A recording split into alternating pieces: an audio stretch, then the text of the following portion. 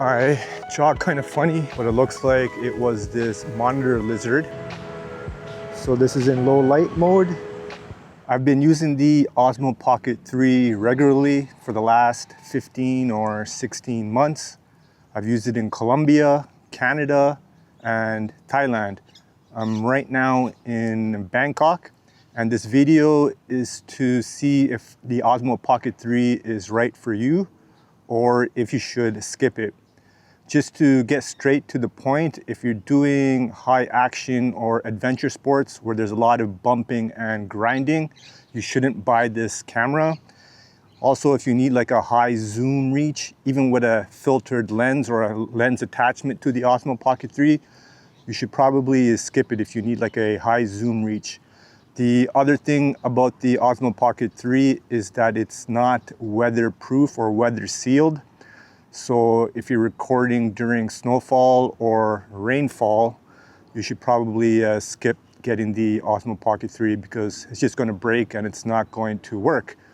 But for the rest of you, you may be still interested in getting the Osmo Pocket 3 and it may be worth it for you to buy it. So this video should help you decide if you should buy the Osmo Pocket 3. One of the many questions people have about the Osmo Pocket 3 is its reliability and durability. So regarding the battery, with the battery handle or the battery extension that attaches to the bottom of the Osmo Pocket 3, I usually easily get 2 hours of recording. And I've tested that 2 hours of recording because I do walking videos on my other channel. So I'll do the walking videos in 4K. Sometimes I switch between 30 frames per second or 60 frames per second, but I'm trying to keep it more on the lower end so I don't get too much of a large file size. But yeah, it easily lasts 2 hours for me, the Osmo Pocket 3. So the battery is good, so it is pretty reliable, including like the screen recording, the face tracking, or the object tracking. I don't usually use the face tracking. Even in this vlog right now, I'm not using face tracking. I'm not a super big fan of it just because sometimes I'll switch the camera around to show you guys what I'm looking at, which I'll do right now. So you can see what I'm looking at in Bangkok. Now going back to the durability, that's one of the issues where the Osmo Pocket 3 continually fails, just from my understanding. Even though I've been using the Osmo Pocket 3 for 15 months, this is actually my second Osmo Pocket 3 because my first one, it had an issue with the LCD screen. It wasn't staying horizontally in horizontal mode or landscape orientation, so I had to send it back in. I had DJI Care refresh, but I was still within the 1-year warranty period. So I sent it back in and they just replaced the Osmo Pocket 3. So this is my second Osmo Pocket 3. If you guys want to see a video of the LCD screen failure, I'll put a link in the description.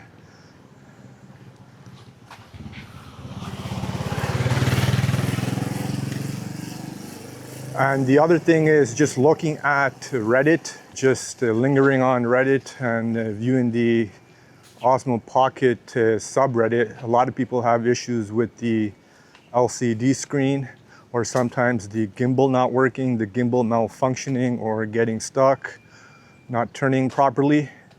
So those are like two of the big issues regarding durability: the horizontal, or the LCD screen I should say, and the gimbal errors, or the gimbal not working properly. But keep in mind, it's a small sample size. I don't know how many people exactly have that problem, but one thing for sure is if you do go ahead and buy the Osmo Pocket 3, make sure to get the DJI Care refresh.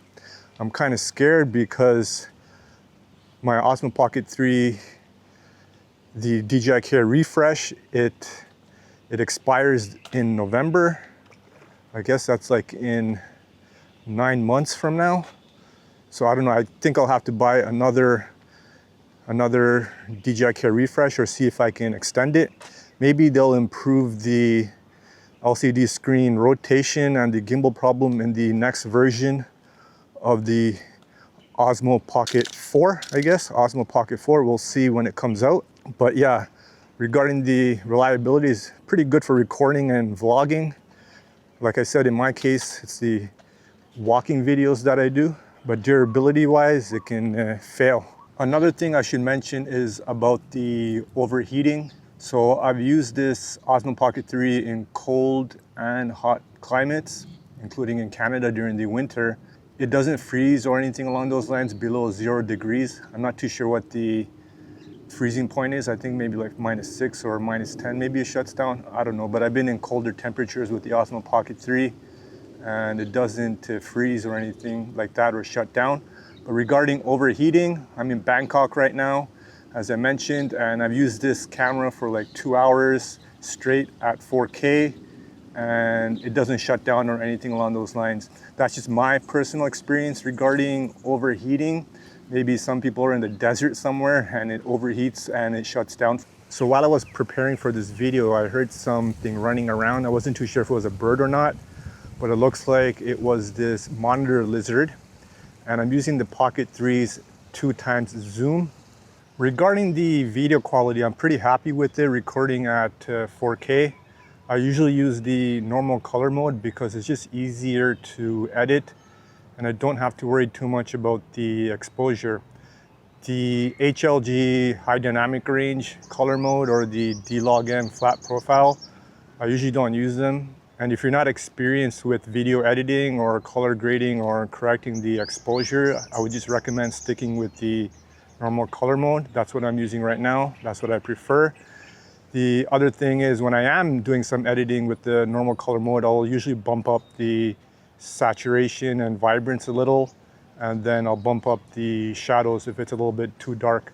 But this portion of the clip, there's no video editing done to it other than using my DJI Mic Mini for the audio. So what do you guys think of the video quality without me jumping around? So right now I have the active track enabled, or the face track, whatever it's called. And the gimbal mode is just on normal mode right now. That's what I've been using throughout this whole video up until now. So regarding the gimbal, I think it's pretty good, but let's see how it does when I'm jogging. Usually when I'm jogging, I jog kind of funny because I have my phone in my pocket and I don't want it to jump out or fall out. I'm also carrying a Insta360 Go Ultra in my other pocket. So this is what the gimbal looks like, or the video looks like while I'm jogging with the active track and the gimbal on normal mode. So now I disabled active track and now I'm just jogging with the gimbal mode in normal mode. So how does it look? Now I have the face track enabled and I have the gimbal mode to follow at its fastest speed. And this is how it looks like while I'm running. Usually I'm running very funny. People will stare at me, but this is active track with the fastest gimbal mode. So the fastest gimbal mode, it just makes the gimbal move faster when you're doing sudden rotations. Now I don't have active track enabled, it's disabled, but I still have the gimbal mode on fast. So let's see how it looks while I'm running. So what do you guys think of the quality of the gimbal while I'm running or jogging? The other thing is, usually I don't think most people will be running with the Osmo Pocket 3, but who knows? Some people will try or have tried to attach it to a car, a bicycle or a motorcycle. So the sun has set, but there's still a little bit of light out here. So this is the normal video mode of the Osmo Pocket 3, not the low light mode, and there's no exposure correction to this portion of the video. And I'll show you what I'm looking at. So this is what I'm looking at, and this is just normal video mode. And by the way, I shoot usually in auto exposure. So the shutter speed and ISO is on automatic. It just saves me a lot of time in terms of getting up and ready and vlogging right away instead of playing with the exposure. So now I'm recording in low light mode. Just by looking at the LCD screen on my Osmo Pocket 3, it looks like the exposure is a little bit darker. There's more contrast, there's more clarity and more sharpness than the regular video mode. Let me show you what I'm looking at again. And here's where I'm looking at. And again, I haven't corrected any exposure in post-production in this low light mode. So it's pretty dark right now. I'm using the regular video mode at auto exposure. And just looking at the LCD screen, the video looks pretty bright, at least in the highlights. We'll see how it looks in post. Now this is in low light mode. So this is in low light mode. And this is how it looks. Just looking at the LCD screen, it looks like it's almost the same as the previous regular video mode. I'm shooting in low light mode, and depending on how much ambient light there is in your scene and how dark the sky is, sometimes you can get away with just using the regular video mode, and sometimes it's better using low light. I've used low light in many of my walking videos and it works well, but you can't go wrong with either mode. So regarding the low light performance, the Osmo Pocket 3 is pretty exceptional in low light. Regarding audio, this is the audio of the Osmo Pocket 3, just the built-in mic. Usually I use a DJI mic mini for audio when I'm vlogging, but when I'm doing my walking videos or just recording B-roll, I just use the internal mic. So this is the quality of the internal mic without any editing. Now I have the DJI mic mini connected to my Osmo Pocket 3. The mic mini has its active noise cancellation on as well. So this is the audio quality of the DJI mic mini with the noise cancellation on using the Osmo Pocket 3. So what do you guys think of the audio quality? Regarding accessories, I think the most important accessory is the DJI mic, or the Mic 2 or the mic mini. It's just better for vlogging, especially with the camera a little bit further away from my chest here. The microphone or the mic mini, it's closer to my body, closer to my voice. So it's right here, just in case you guys haven't seen it yet. So I think the mic mini, or the Mic 2, I guess that's out now, I highly recommend it. I use it all the time, the mic mini, for vlogging. The other accessory that I use once in a while is the black mist filter. I have a video on the black mist filter, but you don't need it. It's not a necessity if you're vlogging, especially since if you do know a little bit of video post-production, you can add that black mist filter glow effect to your video if you want. So the black mist filter, it's not really required. The other thing, it's not really an accessory, but it's the battery handle, the extended battery handle. It just makes holding the Osmo Pocket 3 a little bit easier. Another thing is maybe having a mini tripod or a large tripod to do talking head videos if you're standing. However, one of my favorite accessories is the Ulanzi claw and the mount. It just makes mounting the Osmo Pocket 3 onto a tripod faster, quicker, and a little bit more secure. The other thing is the Ulanzi claw. It helps you hold the Osmo Pocket 3 with the battery handle on a little bit much more easier, because the Ulanzi claw, it kind of like grooves out. So it's like a nice little curve or pocket to the bottom of the Pocket 3. So it just makes it easier to hold. So if anything, get the mic or the mic mini and maybe a tripod, I guess. The Ulanzi claw, it does wonders for me in terms of holding the Osmo Pocket 3 and making sure I don't drop it, but it's up to you if you guys want to get it. Originally, I bought the DJI Osmo Pocket 3 standard kit. I avoided the creator combo because at that time I didn't need a mic or a mic mini, because I was using the Pocket 3 just for vlogging from my desk while I was doing tutorials for my photography software, and I already had a desktop microphone available. But I did eventually buy the mic mini when it came out, and it was a good thing because The mic mini, I bought it with the 2 receivers and 1 transmitter. So now while I'm traveling, I can use the mic mini for my screencast or my video tutorials of Photoshop or Lightroom or whatever photography software I'm teaching.